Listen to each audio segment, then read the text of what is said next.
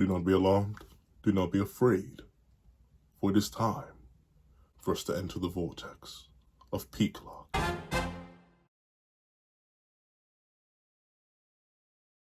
Thank you to our final patrons, Straw, Bones, and Aaron. Now, before we hop into this live reaction to chapter 188 of Blue Loco, please don't forget to leave your own thoughts on the chapter in the comment section down below. Leave a like and subscribe if you haven't already. Also, make sure you hit that little notification bell so you miss out on any videos that come to the channel. Also, I do have a Patreon down below. You can support for as low as $1 a month. Get things like exclusive videos, early content, and more.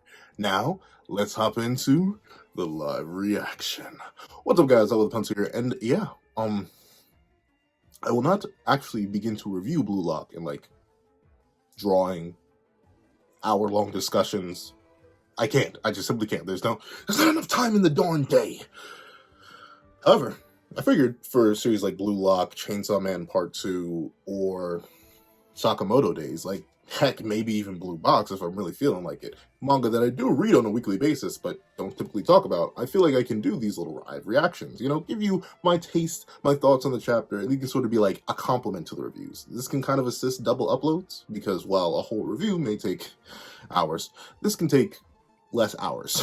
so I'd be willing to put these up alongside a full review on the same day. So no, this is not replacing any other of the series that I actually review. Those will still be getting their traditional reviews, but this will be a compliment to them. But enough explaining, enough diatribe. Let's hop right into the chapter itself. Enigma, ready. 3, 2, 1, go. All right. I feel so good to be reading Peak Lock for the channel. Alright. Agi.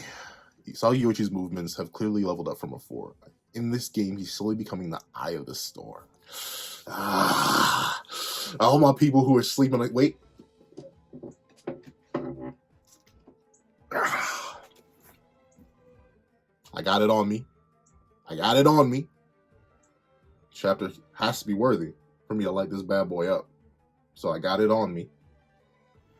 And I got them on me too. You know I ain't afraid. I light them both up in a heartbeat. Trust me. But it's Peak Lock, so I highly doubt I'm going to do that. You know, I got to get the hammer on deck. You know what I'm saying? All right, but let's hop right back to the chapter itself. One thing I do have to admit. I do like how Isagi's amp has worked out in terms of what the overall amp is. Because if he just got physically faster, physically stronger, I feel like it'd be like, okay, that's fine. But it doesn't necessarily facilitate like a nice quantifiable amp that exists within his previous amps like Metavision does.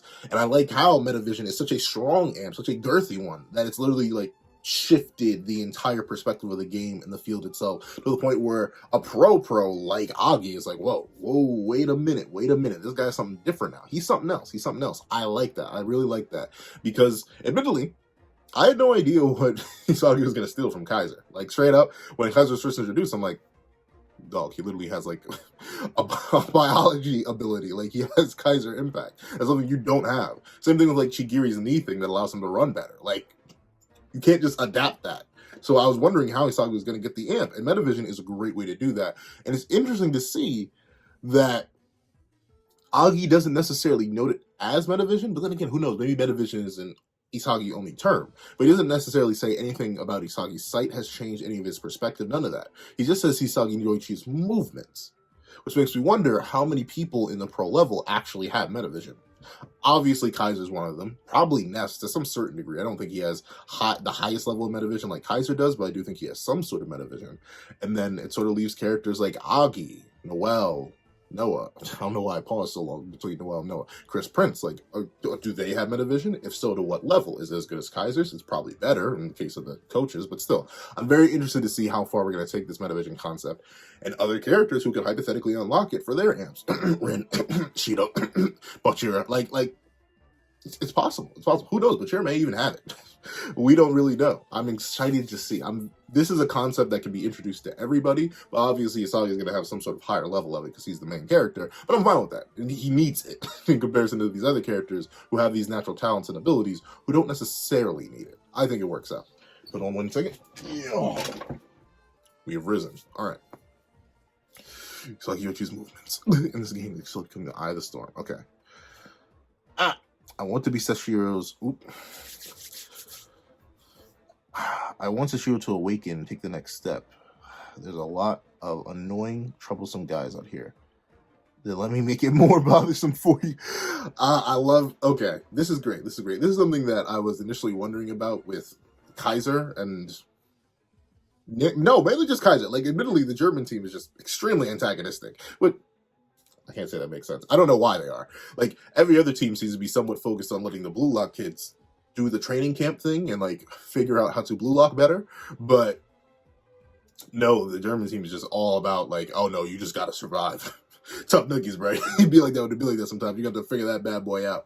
So it's interesting to see how Agi's like torn between like, yo, I kind of want to win the game, but at the same time, I got to deal with Nagi and like trying to make him better because that's the whole reason we're here right now. I like that. And I like how he's acknowledging that one way or another, you know, there's some demons on the other side of the field. Obviously, not just the pro players, but even the Blue Lockers. Like, these guys are to some degree monsters. He just acknowledged Isagi. I'm not sure if he acknowledged Kunigami here, but he's probably about to have to because of Kunigami's overwhelming presence. Like, Blue Lock, while on average, I would say it's not the craziest organization relative to all these pro players, for its top tiers, like now Isagi, obviously Rin, obviously Shido, Kunigami's up there now.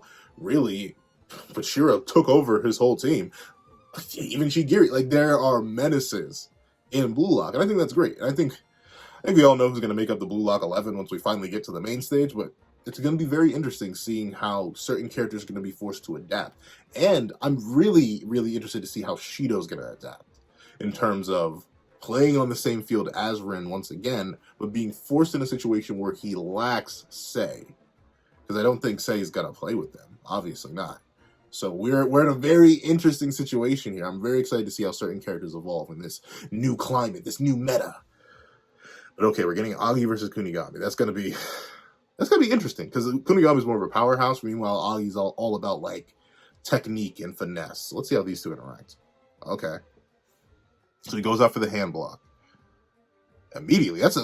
For someone who, I mean, I don't play much soccer. I used to play a lot more when I was younger, but I watch it occasionally. But I'm not as deep. Blue Lock is my soccer. So interesting. He reaches out, pushes Kunigami off. Ooh. Baits him. Okay, that's interesting. So he kind of lets the ball out, then uses his longer limbs to drag it back in to force Kunigami to misstep. That's pretty solid. You know, we like that. We like the strat. Not bad, Mr. Muscle Freak. I love how everybody's just acknowledging that Kunigami's just jacked. Especially for, what, a high schooler? A Japanese high schooler? He is henched. He is definitely henched out the wazoo. And I'm glad that someone as like experienced as Agi is like, geez, the gains are immaculate, muscle man. I just find it cool. Let's see. Okay. So we're back in the middle of the field. Okay, so this is kind of a 2-on-2 situation. Okay, it's a bad idea to move in right now. Kiguri, Reo, and Kaiser are also here. I include myself. It's a 3v3, yep. I said 2v2 because the two outsiders and then the 1-on-1 in the middle. But yeah, this technically is a 3-on-3 situation. Going between them now is not a safe bet. Once again, it shows that character development. Isagi, through using Metavision and acknowledging the game sense better, even though this obviously isn't the same case that it was with Noah and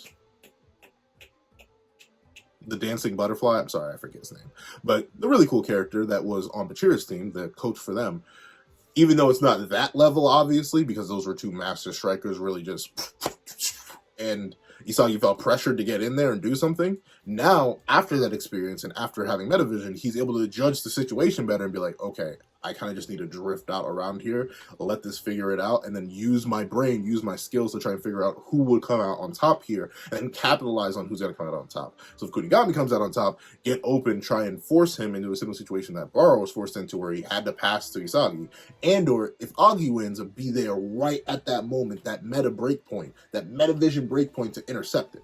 I like that. It's simple development. It's something that admittedly isn't too crazy, but it's enough, especially in this short sequence of games that we're having so far. This is, ironically enough, reminding me of the Culling games. So we're following one group of people more consistently, which is just as interesting if you ask me. However, I will admit, the like button is free, and so is the subscribe button. So if you're enjoying this so far, hit those. Thank you. However, let's see. And this is very interesting. So Isagi is, oh, that's actually cool too. Instead of moving max, like top speed, most optimal right now, using Metavision, he's kind of using the situation to recoup his stamina, maybe even subconsciously. Because remember, the biggest drawback to Metavision was that since he was acting under prime conditions, aka I know my top speed, I know everyone's top speed, I can do this, and that, he was obviously tiring himself out. But that's when he had the ball and he was in control. Meanwhile, while he's not in control, he's using this time to slowly pace himself and allow himself to get back up to that point where he can analyze his top speed and then use it in certain situations. I like that. I like that a lot.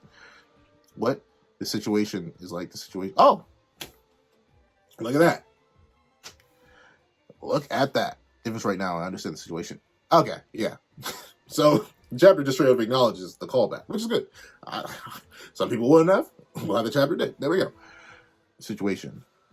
I'm seeing I can do this. Don't move just yet. Right. Waiting for that perfect meta break point to launch in there. That's smart. Once again, we like the little evolutions that come with this amp. I will admit this. Every single amp that Isagi has can be traced back. And seeing them be traced back and seeing them evolve in this way to where these amps become part of a basic toolkit, which is what Metavision essentially is, I like it. I love it. I love seeing Isagi's progression and growth as a player over time. I really appreciate that. Let's see. Ooh, okay. So Shigiri he's taking the initiative. That makes sense. So he's a speedster. Obviously, his main point is to not wait around. He's supposed to be like on the ball at all times. And considering we know he has a goal formula that he can pretty easily reach based on what we saw previously, it was reasonable for him to lunge in like this with his perspective. He doesn't have the Metavision amp. He doesn't have the specs on the field perfectly. I'm assuming he didn't run into a situation like Isagi ran into. So we see these two characters who, while in very similar paths, very similar circumstances, without that one crucial experience, without that one crucial ability, they're reacting differently according to their own circumstances. But of course, apparently this is going to backfire on Shigiri. Meanwhile, it's not going to backfire on Isagi because he already went through something like that. I like it. I'm sorry. I'm so like dumb into praising Blue Lock, but the way it will use characters' experiences and a character's lack of experiences to parallel characters and then have that affect the game at hand, chef's kiss. Beautiful, beautiful. It's so hard to find. And admittedly, it's hard to find because you don't necessarily have a situation like Blue Lock that often where characters are usually locked into a confined scenario and they're sort of like so close to each other that they have similar experiences, but yet just different enough that they have different experiences. So I get it. It is definitely hard to write, especially if you're writing anything else. Like if you're writing a battle manga, that's extremely difficult unless you have like a team of battle mongers. But even then, the thing is, if they're a team, they're always together. Long story short, Blue Lock writing good. There we go. Let's see. Pass it to Miyagi. Do a 1-2. You move to Shinkigiri. If you move now, Kurigami's just going to block the passing lane at the same time. Oh, okay. So it looks like that's what. So his Metavision is probably going to have a breaking point here. It's probably going to be wrong. Interesting. You do that because once again, the thing with Metavision is that you need to know the specs and stats of everybody perfectly, assumedly. You may have like slight margins for error, but those margins for error are just that, slight. Everything about Metavision is pretty much absolute optimization. And if you guess a stat wrong, you may have a situation, what appears to be like this, because you see Kunigami is stressing, he's sweating, he may not be able to react in the way that is most optimal in Isagi's mind. Meanwhile, Agi can act in a way that's beyond the optimization of what Isagi already knows about him.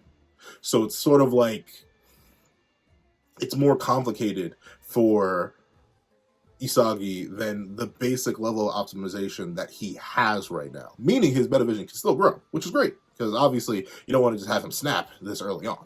But let's see.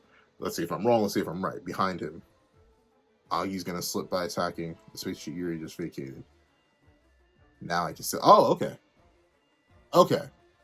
So he's gonna okay, so he read it. He read this problem. Hold on. Maybe he's not. Maybe he's just different. You know what I'm saying? Maybe he's just different. Then again, I don't think Agi is actually in the top 10 U20 players. I don't think he is. I think he's like top 15 or something. I remember he's not, like, Kaiser's in the top 10. I think Itoshi's in the top 10, but I don't think Agi is. So maybe he is more predictable. Let's see. Now I can steal this. Ah, that is interesting though. Their metavision is that's gonna be a problem. They need to sync. They need to sync because if they don't sync, it's gonna be a massive issue. Because if they're constantly seeing the same thing, the only difference there is stats. That's the thing. But that's gonna play into this is gonna be so interesting to see explored. We still have so many games left. We have a couple games left because we've had we've had two. So I think we have at least 3 more games left. So this game probably, they may lose this game simply because these two cannot coincide with each other because they're seeing the same points, not considering each other. Obviously, you can even see it with Kaiser here, with his reaction here. Isagi is a blind spot in Kaiser's vision, just like Kaiser is a blind spot in Isagi's vision. Neither of them considered that both of them would lunge for it, just like Isagi didn't consider that Kaiser would appear and intercept him, which made him miss the goal. That's an interesting way to take this dynamic, mainly because when you were looking at all the previous dynamics that Isagi had with quote-unquote rivals, the main one's Rin. Let's just take it back to Rin. What Rin had over Isagi was mainly better specs. Like, just straight up taller, faster, stronger. He's better. He is better. Like straight up like that kind of stuff. And while Kaiser definitely has those specs too, their visions could like Isagi and Rin's visions could kind of like they could connect pretty cleanly because they were like accounting for each other naturally. I don't think there was never any friction between the two unless they were going up against each other, which is what caused Isagi to lose in the first place. Like, things just happen. Meanwhile, with Kaiser and Isagi, we run into this issue where they have the same specs in terms of what they think and see, but they don't have the ability, like, if they're this level in terms of like computing ability, they're able to perceive anything that is down here, something lower than them in terms of skill level and perception level. That's where they're both about, I'd say. That explains why both of them are sort of able to dominate the field, see things where others aren't able to see, and do that. However, when two people are met on this level, direct equals in terms of perception and where they need to go, they run into issues because they're going to end up clashing at certain points. Because obviously, if you're seeing things in the most optimal direction, you're only going to see the same thing, the most optimal choice. And if two things go for the most optimal choice, it's going to become unoptimal. And they can't account for that because they are only thinking about the optimal choices that don't include someone on their same level. So the person who's going to win this, the person who's going to become better, assuming Isagi, because he's the main character, is going to be the person who first figures out how to overcome that friction. And that may be through allowing Kaiser to go for the initial optimization point and then having Isagi capitalize on that, rather than the initial optimization point that they both see. That's going to be a lot different. I love this. Okay, let me put the hammer down. I'm sorry. It's too soon. The chapter isn't even over yet. I'm sorry. But, and then they both send the ball into the air. I'm assuming something bad gonna happen here. Let's see. I love how they both knocked Doggy down over. That is actually hilarious, though. I love how both of them, even with their interference, their friction, they both ended up knocking down Agi. Because they both beat him. Like, in terms of just, like, perception and where he was going, they both knew where he was going to go. So he was out of the equation regardless. It's just that these two interfered with each other. Very interesting. And it's also interesting that Isagi and Kaiser had even breaking points. Like, in terms of who would be physically stronger, if you were to ask me on any given day, I'd say Kaiser. Like, his legs, his physique, it seems overall bigger and stronger than Isagi. But you can see here that when these two arrive at their same point, Isagi doesn't get knocked over, and neither does Kaiser. These two are kind of physically equal, but that may just be to the fact that they moved optimally as in not exerting their maximum force. I'm assuming more so on Kaiser's side, right? Because I'm assuming he doesn't use max strength all the time. He probably limits it to certain degrees. That's probably what happened here. However, the like button is free, so the subscribe button. So if you're enjoying this analysis and live reaction, please hit both of those. I greatly appreciate it and help out the channel a lot. Thank you. However, let's see. So we thought the same, Yoichi. And what I love here, then you should have let me have a naked emperor. I made the correct decision, but I know for certain right now my vision is the same dimension as Kaiser's. What I do like here is that Kaiser is now being forced to 100% acknowledge that the last play was not a fluke. It was not an accident.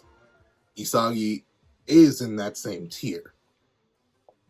And now his kingship over his team, obviously without Noah being on the field, is now in contention. Just straight up 100% in contention. Because if only one person could see what he saw, it'd be different. He'd be at the top, obviously. But with two people seeing what he sees, and two people being obviously in situations where they're able to capitalize on what both of them see, it's going to lead to a conflict. And Kaiser, rather than his trademark grin, his trademark confidence, he looks disgusted. And you can even tell by the shading here, there's even a little bit of fear. Because who knows how long he's ruled over this team? Who knows how long he's been working to get to this point? Some random Japanese high schooler comes in and manages to reach your level over the course of 2 games and some training. At least in terms of perception, obviously. Kaiser Impact is still an unreachable wall that he's going to have to figure out a workaround to. But that has to be a little bit intimidating. This is someone you considered a nobody who is now, in matter of really short time period, challenging your throne, which took who knows how long to build. I like it. You did. I don't know. I'm really enjoying this. I'm really enjoying it. Steal it, Ness. And Ness is another interesting part. If we don't get Kaiser submitting to Isagi in a similar way to Baro did back in the second selection, in a similar way to, it happened again. Who else submitted to Isagi? I forget who else it was. I mean, no one necessarily, like, the Baro one is the most specific one, where Isagi straight up said, ha, bow. But Ness is essentially a 50-50 wild card in terms of who's going to submit to Isagi first. I don't think Kaiser will ever bow, unfortunately. I think that's just not within his character. It would be like Rin bowing. I just don't think, he may acknowledge Isagi, but I don't think he's ever going to, like, break like Baro did. But Ness, someone who is built on optimality, I was trying to say optimality, or like something of menality and then optimization, but someone who's built on optimization like Ness, if Isagi is in a better spot than Kaiser, it would likely be subconsciously that Ness submits to Isagi and gives him the pass that he needs to get a goal. And I'm excited to see that. I'm excited to see how that could play off with Kaiser. And like Kaiser be like, why did you do that? And it's like, I just don't know. I'm sorry. Let me put the hammer down. It's not that deep. It's not that deep just yet. Come on now, whatever. Okay, Ness, steal it. Roger. One thing I do love about Ness is how, like, subtly ominous he is. Like, he's probably not the biggest of guys, but, like, actually no, Rayos is like 6'1", now that I think about it. He's tall. So, but just imagine some dude trucking down the field at you. He's gotta be terrified. But let's see. Because of Isagi's rapid evolution, Kaiser's starting to get annoyed. If I dilly-dally, they'll score and it'll be game over. Yep. Essentially, Kaiser's he cares less about insulting Isagi now. He's like, whoa, I just need to stop him, which is great. I love seeing it. But let's see. So Rayo acknowledges it. Interesting. Now that I've got the ball, I must prove my presence to the world.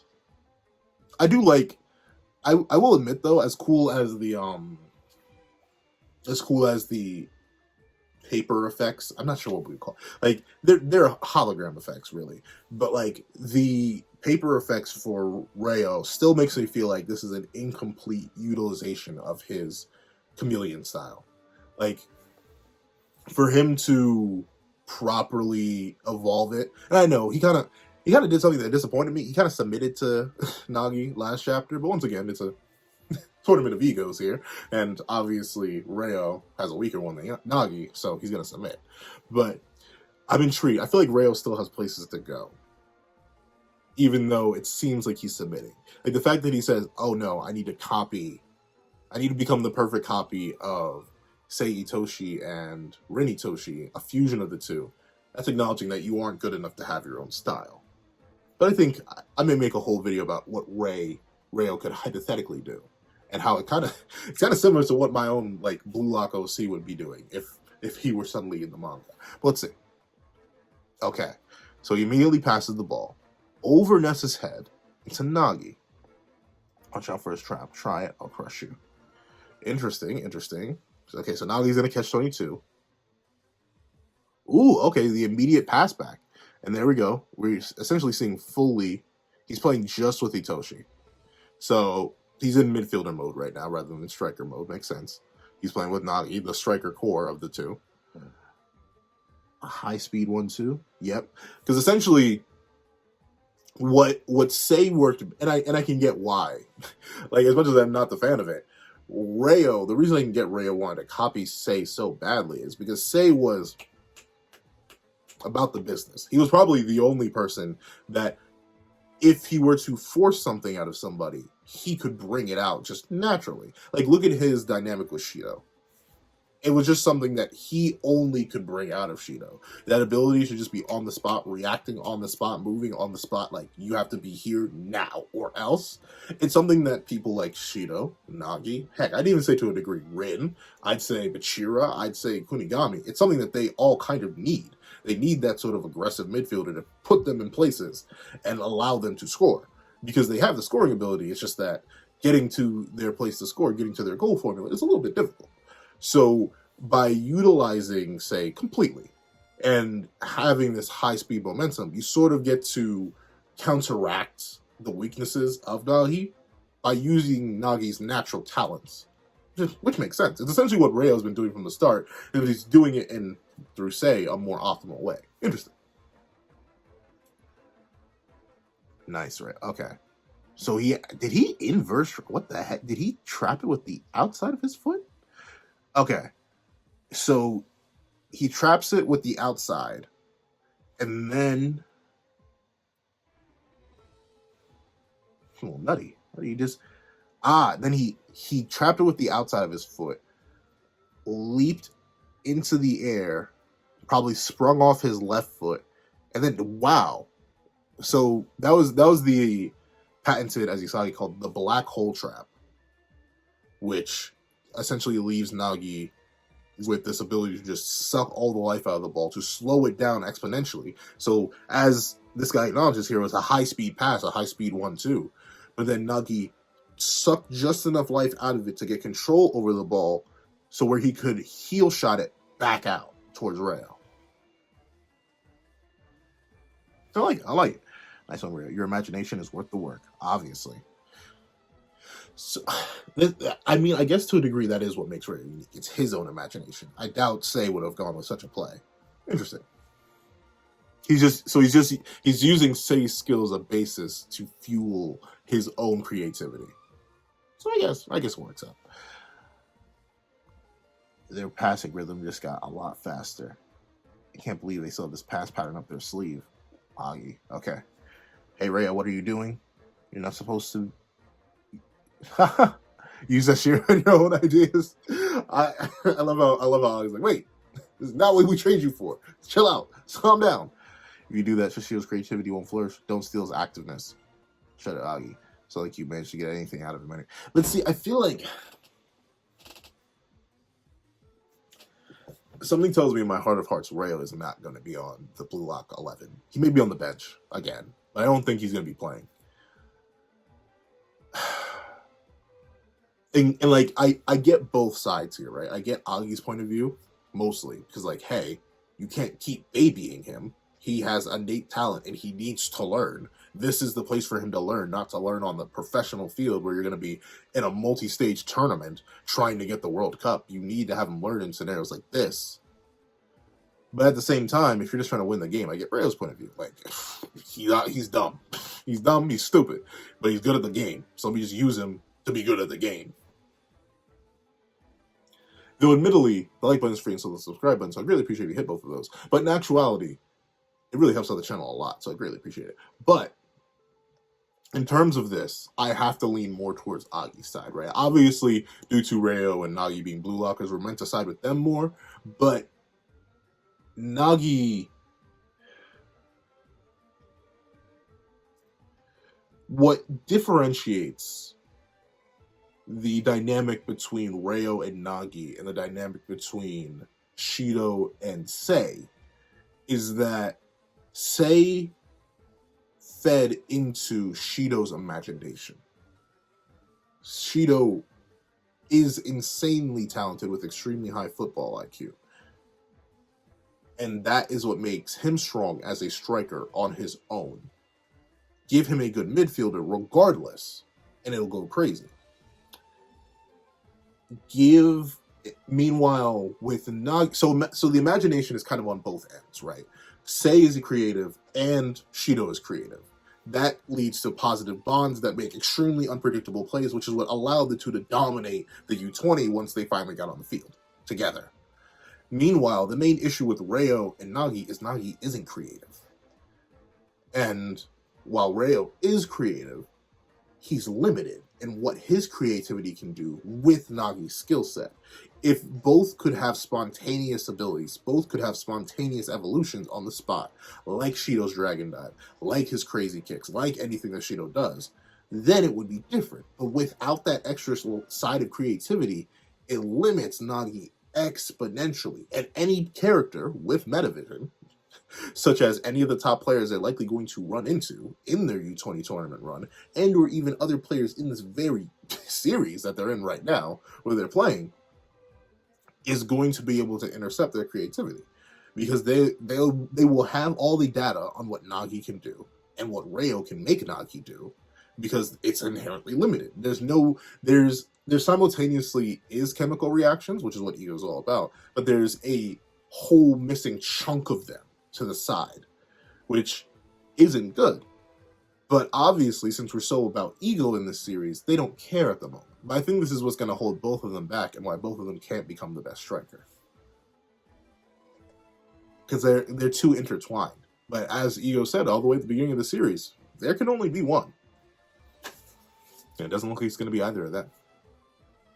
But we'll see. And it's still Agi's eyes are so weird, but it's good to see him angry. This was Nagi's own decision. He wants my help. And that's the thing, Rayo. I feel like you're regressing. Like,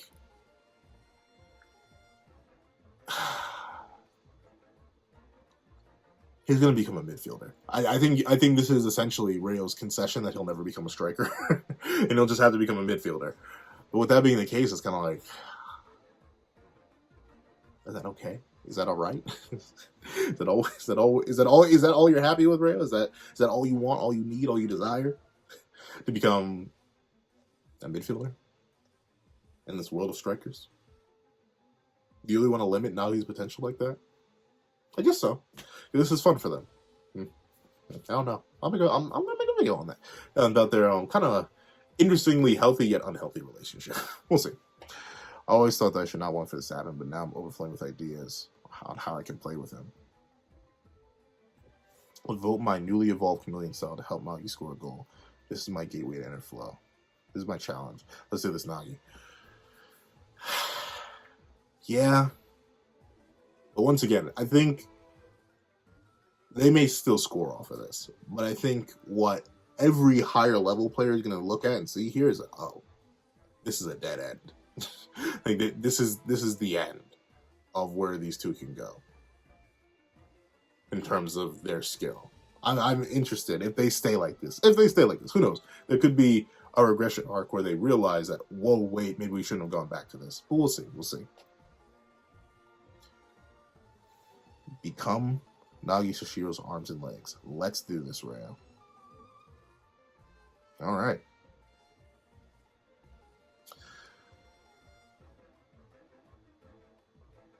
combination will reach the most fiery place it's ever been. As two of them surpass their limits, slowly but surely they gain control of the flow of the game. To continue the next chapter, yes, boss. Alright, so thoughts, opinions, analysis. First things first.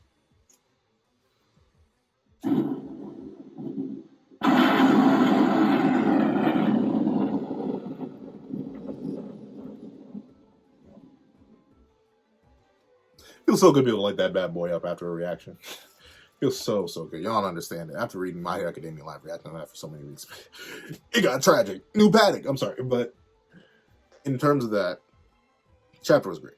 I like what it explored, what it's setting up, the questions it raises, and how it leads into the next chapter.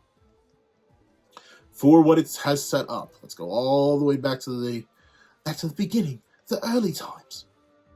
Right? It sets up the fact that obviously Isagi has leveled up. That's the first thing it sets up. But on top of that, it sets up the fact that with this being the case, with this being the next point, Isagi is going to have to learn to deal with situations like this. At least when he's on teams with comparable players. The points where he and higher level players with the same side as him will intersect. And he's going to have to learn how to surpass that intersection point and or utilize that intersection point to his own advantage. That gives us growth for Isagi, a growth that is acknowledged by skilled external characters, but at the same time it does not kill any future progression. In fact, it gives us a new point of future progression. Isagi, which I think is great, I think you should always have your MC do this. Every time he grows, he should have a new point to grow to immediately. Simple as that. And he has multiple points of growth, from his stamina, to his understanding, to his own physical stats, to a better understanding of metavision, to incorporating higher level metavision users into his perceptions. That's great. Secondly, we have the hypothetical setup of Ness. I think he's a kind of a lingering setup. He isn't just attributed to this chapter, but I think the more and more we see these two clash, the more and more they're, ironically enough, the planets in their little solar systems will come to clash. Corona and Ness, they're going to be very two interesting parts to see utilized in this new metavision structure. Thirdly, we have the full regression of Reo and Nagi's relationship back to its basic roots. Reo's doing all the thinking, Nagi's doing all the acting, and this is going to have mixed results already. You can tell by how someone like Agi is viewing it. A pro footballer, he's seeing it, and he's seeing that this is literally a squashing of Nagi's potential. Like, there's nothing else you can view it as. Even if this is Nagi's choice, even if this is what happened, him being lazy is not going to get him far. That's what is being established here. As much as we want to side with the Blue Lockers here, Agi's more experienced. Agi is a mad footballer. Agi knows more than Reo and Nagi do. Simple as that. So, seeing his reaction here and seeing this setup here, I think it is really building on how this, while this may work temporarily at their little baby level, is going to leave them locked there. Because they lack that dynamism. They lack that dual-sided creativity that you see in other dynamics like Rin and Isagi, like Bachira and Isagi, like Shido and Itoshi, there are so many other duos and combinations that bring more out of each other because of their dual-sided creativity. Saki and Baro even. Like, there are other combinations here that can put in work and can do better than this duo, simply because they are dual-sided in creativity. By crushing Nagi's creativity here, by allowing him to be lazy while Reo is getting exactly what he wanted, he may have to learn once again what he wants may not be the best for both himself and Nagi. I like that. And of course, we get the ultimate Omega setup of the Raging Demon and the copied Raging Demon. I'm intrigued. I'm very interested to see how Nagi deals with it. Not Nagi, Isagi deals with it. Because as you can see in his face in this last panel, he's acknowledging it. But nowhere, anywhere on his face do you really see true fear. He's studying it, and he's already figuring out a way to break through it. So, if this feeds into what I assume it's going to feed into, a realization for Reo and Nagi that this is not the way to go, maybe do something slightly different, then maybe I'm just peak locked. However, once again, this chapter, unbelievably worthy. I won't light it up again because it'll blow my ears out again. However, thank you guys so much for watching. If you enjoyed this video, This went way longer than I thought. 20-page chapter. Oh, you're talking for 40 minutes. Please, we're like, well, now let me do the traditional outro. Thank you so much for watching. Remember to like, share, comment, and subscribe. Make sure you hit that little notification bell so you miss out on any videos that come to the channel. Also, I do have a Patreon down below. You can support for as low as $1 a month to get some exclusive videos, early content, and more. Now, thank you guys so much for watching once again. I hope you guys have a wonderful day. This is that guy with the pencil. It's a marker, but close enough. Writing off.